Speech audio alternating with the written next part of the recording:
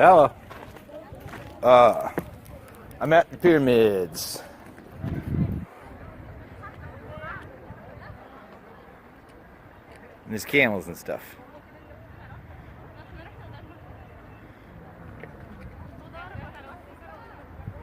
And hi, camel. There's tractors. This is in Giza, Egypt. Just outside of, I thought the Sphinx would be much bigger than that, but it's not. This is just south of, or southwest of Cairo. Man, I am still sick.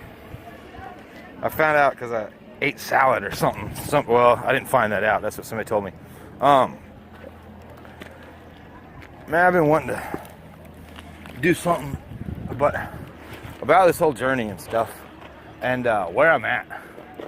June 26, 2013, like I said the other day, I tried every device under the sun to quit drinking. And my addiction, which I refer to now as a sin, because I don't want to wake up every day and call myself an alcoholic for the rest of my days on earth. I tried everything to fix my addiction, and I couldn't. And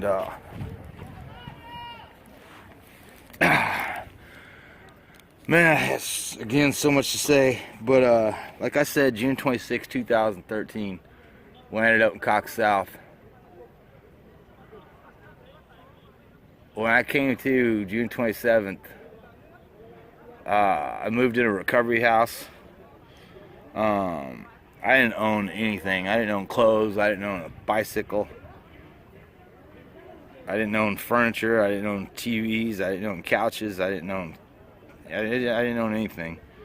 And here I am 3.5 years later on my third trip, ultimately back to Israel, but wherever God leads me.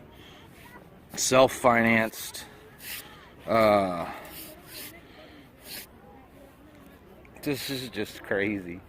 Man, I have so much I want to say, and it's just, if you're struggling with anything, it's just, we've all heard of God, and I don't want to preach on this, and I'm not going to throw out scripture on this video, but it's like, I don't care what it is with you're struggling with.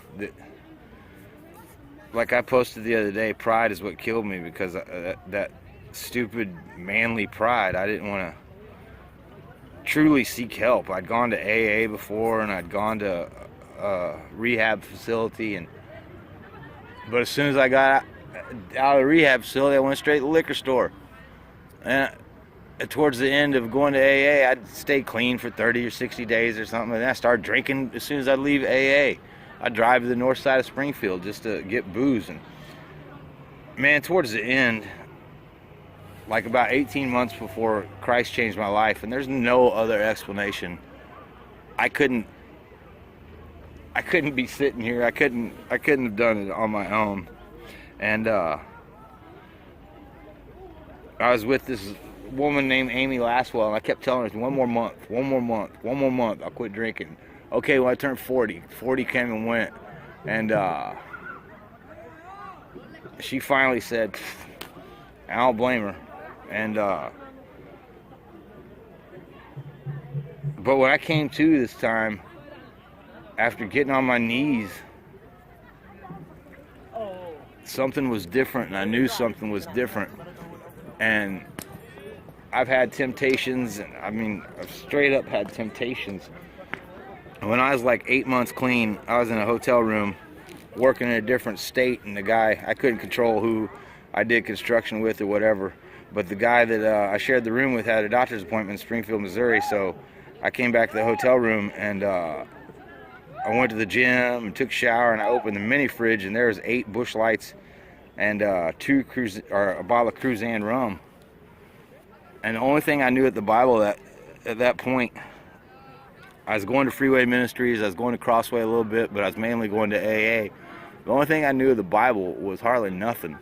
And after working out that night in that hotel room alone, I opened that mini fridge to get some milk, and there was that booze at like 8 or 9 months clean. And